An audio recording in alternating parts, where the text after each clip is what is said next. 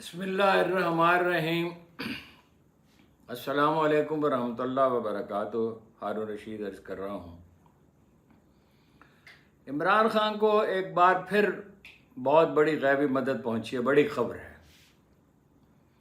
ایک ایسے ادارے نے جس کے بارے میں ہم گمان ہی نہیں کر سکتے تھے کہ وہ آ کر عمران خان کی اور پی ٹی آئی کی تائید میں کھڑا ہو جائے گا اور اس جعلی اور جھوٹے الیکشن کا پول کھول دے گا، اس نے ایک رپورٹ جاری کی ہے اقوام متحدہ کے ورکنگ گروپ نے، جس کا تعلق انسانی حقوق سے ہے۔ نہ صرف عمران خان کی گرفتاری پہ انہوں نے تشویش کا اظہار کیا ہے، بلکہ پی ٹی آئی کے کارکنوں کی گمشدگی اور غیر قانونی گرفتاریوں پر بھی۔ مہینوں کی بحث کے بعد اقوام متحدہ ایک غیر سیاسی ادارہ ہے، اور اگر اس میں کوئی انفلوئنس ہے تو امریکہ کا ہے، اور ابھی تک جو بائیڈن کی حکومت ہے اور وہ پاکستان کی موجودہ حکومت کی مدد کر رہے ہیں، اگرچہ وہ انہیں اندازہ ہونے لگا ہے کانگریس کی ریزولوشن کے بعد، خاص طور پہ ہاؤس آف ایوان نمائندگان، ہاؤس آف ریپریزنٹیٹو کی قرارداد کے بعد، جس میں کچھ 96% لوگوں نے جنہوں نے ووٹ ڈالے، کچھ نے تو ووٹ نہیں ڈالے، 97% لوگوں نے اپنا دھاندلی کی اور انسانی حقوق کی پامالی کی تفتیش کا مطالبہ کیا ہے، جس پہ ہماری اسمبلی نے قرارداد بھی پاس کی، اور بعد میں جا کے امریکی سفیر کی منت سماجت بھی کرتے رہے سرکاری گروپ۔ مہینوں تک بحث ہوتی رہی۔ اس کے بعد جو اعلامیہ جاری ہوا اس میں کہا گیا ہے کہ عمران خان کی قید غیر قانونی ہے، صرف اس لیے اسے گرفتار کیا گیا کہ الیکشن سے باہر رکھا جا سکے۔ ورکنگ گروپ نے نہ صرف عمران خان کی گرفتاری پر تشویش کا اظہار کیا، جیسا کہ میں نے عرض کیا، بلکہ کارکنوں کی گمشدگی اور غیر قانونی گرفتاریوں پر بھی۔ فوری طور پر اقوام متحدہ نے عمران خان کی اس گروپ نے، جو ظاہر ہے اقوام متحدہ کی نمائندگی کرتا ہے، ایک لحاظ سے اقوام متحدہ ہی نے عمران خان کی رہائی کا مطالبہ کر دیا ہے۔ ورکنگ گروپ نے اپنی رپورٹ میں بتایا ہے کہ عمران خان سے متعلق جب حکومت سے آگے حاصل کرنے کی کوشش کی گئی تو افسوس سے کہنا پڑتا ہے، یعنی موجودہ حکومت سے، کہ ہمیں کوئی جواب نہیں دیا گیا۔ جو ریزولوشن انہوں نے پاس کیا، میں اسے احتیاطاً اس کا ایک پیراگراف انگریزی کا بھی پڑھ دیتا ہوں۔ The United Nations Working Group on Arbitrary Detention based in Geneva after months of work has given their official opinion. This is huge and reveals that Imran Khan's detention is illegal and should be released immediately. فوری طور پہ اسے رہا کیا جائے۔ The working group concludes that this detention had no legal basis. اس کی قطعاً کوئی قانونی بنیاد موجود ہی نہیں ہے، and appears to have been intended to disqualify him from running from political office. اور اس کا ایک ہی مقصد ہے کہ اس کو جو سیاسی عہدہ ہے اس سے محروم رکھا جائے۔ ایک اور بڑی خبر آئی ہے اور کچھ حیران کن بھی ہے، لیکن کوئی غیر متوقع نہیں ہے۔ مولانا فضل الرحمان کے بارے میں کسی وقت بھی آپ پیشین گوئی نہیں کر سکتے کہ کس معاملے میں کیا وہ کر لیں۔ میں نے کل ہی تجویز پیش کی تھی، اور مجھے احساس ہوتا ہے کہ بہت تاخیر کر دی میں نے، کہ دونوں پارٹیوں کا اتحاد نہیں ہونا چاہیے۔ جمعیت علماء اسلام کا اور پی ٹی آئی کا تلخی کی ایک طویل تاریخ ہے، اپنے اپنے پلیٹ فارم سے وہ جدوجہد کرتے رہیں، اور یہ ہو سکتا ہے کہ باہم مشورہ ہو جائے اور تلخیوں سے گریز کریں اور ایک دوسرے پر تنقید سے گریز کریں۔ تو مولانا فضل الرحمان ایک طرف تو 8 فروری کے الیکشن کی شفافیت اور الیکشن کمیشن کے طرز عمل پہ سوالات اٹھا رہے ہیں، اور بہت شدت کے ساتھ اٹھا رہے ہیں۔ دوسری طرف پی ٹی آئی کو آؤٹ کرنے کے لیے، ٹیکنیکلی آؤٹ کرنے کے لیے، اور مخصوص نشستیں جو ہیں وہ اس سے چھیننے کی انہوں نے حمایت کر دی ہے۔ جے یو آئی اور پی ٹی آئی کے ممکنہ اتحاد کو ظاہر ہے اس سے دھچکا لگا ہے۔ مولانا فضل الرحمان کی جماعت سپریم کورٹ میں مخصوص نشستوں کے معاملے پر پی ٹی آئی کے خلاف الیکشن کمیشن کی حمایت میں کھڑی ہو گئی۔ ہم آئینی ادارے الیکشن کمیشن کے ساتھ ہیں، ان کے وکیل کامران مرتضیٰ نے کہا۔ فیصلہ کیا ہوتا ہے؟ اب ایک آئین تو کچھ کہتا ہے، قانون تو کچھ کہتا ہے، اور کامن سینس بھی کہتی ہے کہ یہ بہت احمقانہ ہوگا اور بالکل غلط ہوگا کہ جس پارٹی کے یعنی متناسب نمائندگی کے حساب سے بڑی پارٹی کو اس کی سیٹوں سے محروم رکھا جائے. لیکن اینکر کا کمبر زیدی کا دعویٰ ہے، میری ابھی الیکشن کمیشن کے وکیل سکندر بشیر صاحب سے ملاقات ہوئی کہ اس کے حوالے سے یہ جاننا چاہ رہا تھا کہ جن 6 لوگوں نے پی ٹی آئی کا پارٹی سرٹیفکیٹ جمع کروایا ہوا ہے تو مخصوص نشستیں ان کو دینے کے حوالے سے فیصلہ آ سکتا ہے. سکندر بشیر نے کہا جو مرضی ہو جائے یہ کیس ہم جیتیں گے، یعنی حکومت جیتے گی. آپ دیکھ لیجئے گا اس کیس کا فیصلہ ہمارے حق میں ہوگا. یہ بات پتھر پر لکیر ہے، ہم یہ کیس جیت جائیں گے. سینئر سیاستدان شاہد خاقان عباسی اور مفتاح اسماعیل نے حکومت پر تنقید کرتے ہوئے موجودہ بجٹ کو، رد عمل بہت بڑھ رہا ہے بجٹ پہ، پاکستان کی تاریخ کا سب سے برا بدترین بجٹ قرار دیا ہے.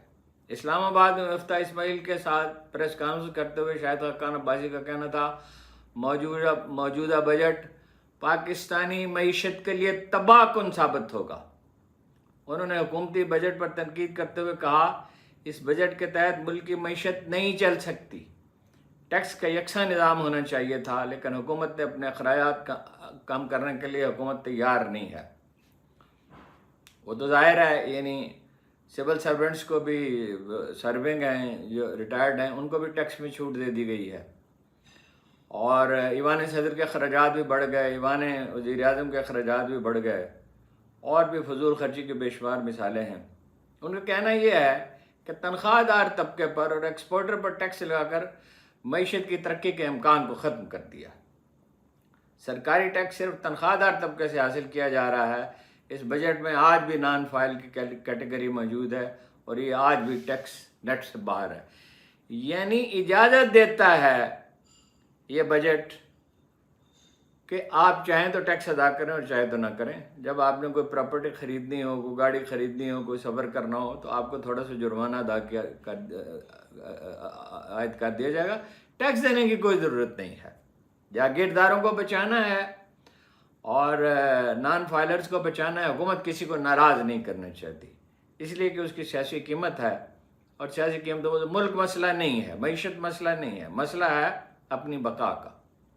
انہوں نے کہا آج تو حکومتی خسارہ اتنا ہے کہ آپ کے پاس عیاشیاں کرنے کی گنجائش ہی نہیں ہے. مہنگائی کی بات کریں تو جو ریٹیلر رجسٹر ہیں وہ جو چیز بیچیں گے اس پر جو ٹیکس لگے گا وہ عوام کی جیب سے آئے گا. اور عوام کی جیب سے کیا آئے گا؟ وہ جمع کرائیں گے ہی نہیں، چاہے کتنا تھوڑا ٹیکس ہو.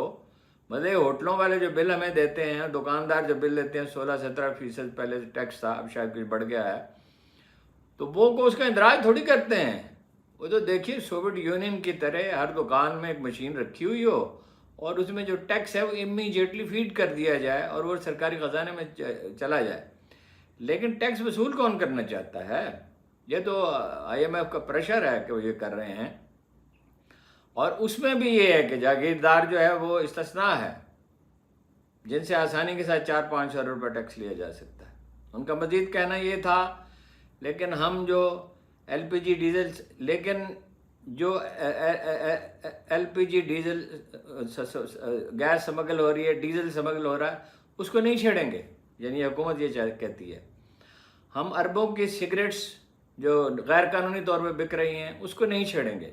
ایک اور بڑی عجیب بات یہ ہے کہ فاٹا کا انضمام ہوا تھا تو وہاں جو فیکٹریاں لگی تھیں انہیں 5 سال چھوٹ ملی تھی ٹیکس میں، وہ چھوٹ اب بھی برقرار ہے. اب دوسری فیکٹریاں ان کا مقابلہ کیسے کر سکتی ہیں؟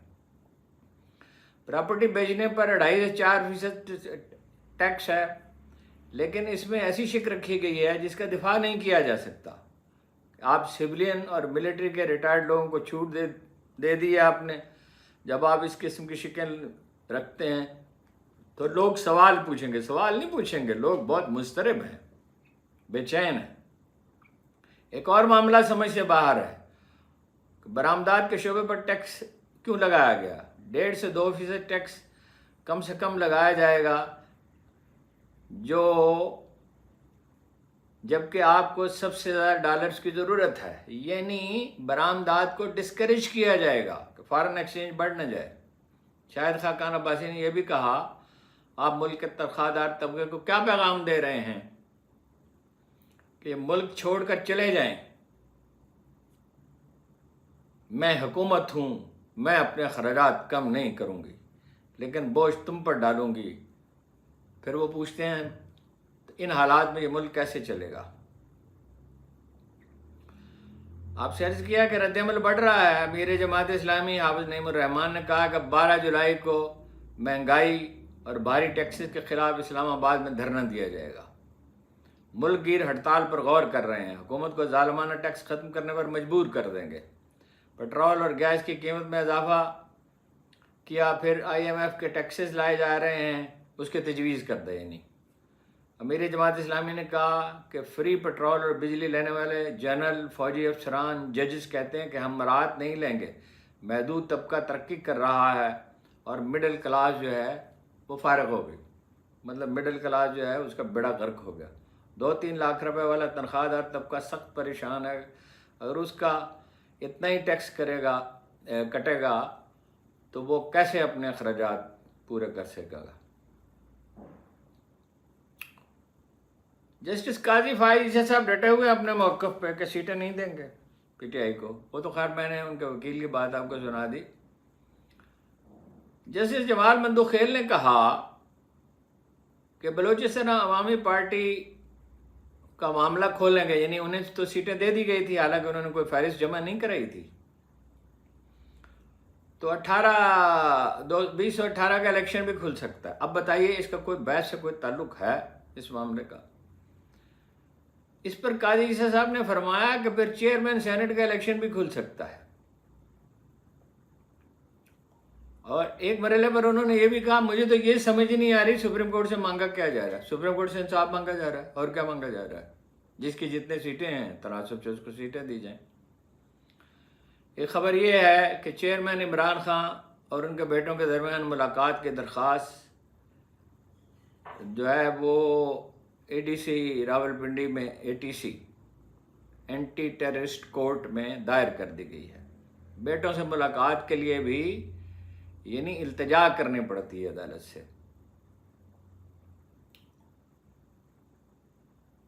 اٹارنی جنرل صاحب آج 43 منٹ تک دلائل دیتے رہے، ایک بار بھی چیف جسٹس نے انہیں نہیں ٹوکا، لیکن جب بیرسٹر سلمان اکرم راجہ اور فیصل صدیقی نے گفتگو شروع کی تو قاضی عیسی صاحب انہیں بولنے نہیں دے رہے تھے۔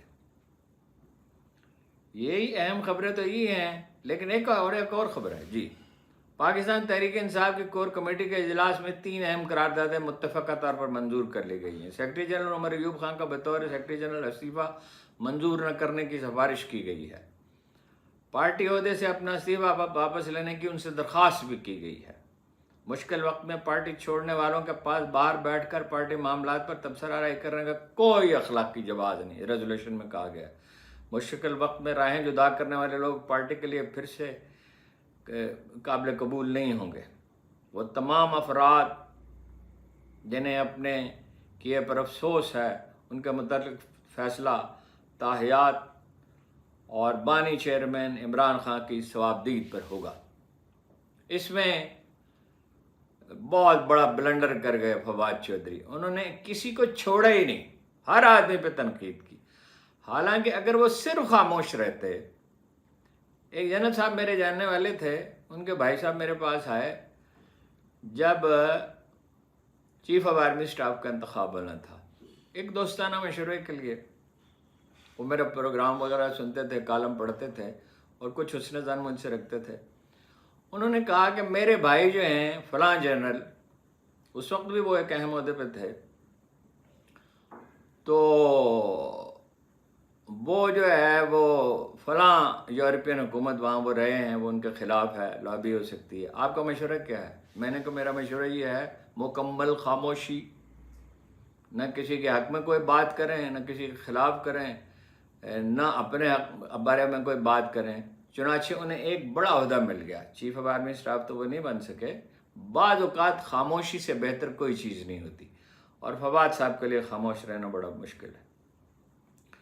بلے کا کیس جب تھا سپریم کورٹ میں تو بیرسٹر علی ظفر صاحب نے چیف جسٹس سے کہا تھا اگر پارٹی سے سمبل واپس لے لیا گیا تو اس کا مطلب یہ ہوگا کہ انہیں ریزرو سیٹیں نہیں ملیں گی، مخصوص نشستیں انہیں نہیں ملیں گی، جس پر چیف جسٹس صاحب نے فرمایا تھا آپ اس کو چیلنج کیجئے گا، ہم دیکھ لیں گے۔ اب وہ اسے دیکھ رہے ہیں۔ آپ کا بہت بہت شکریہ۔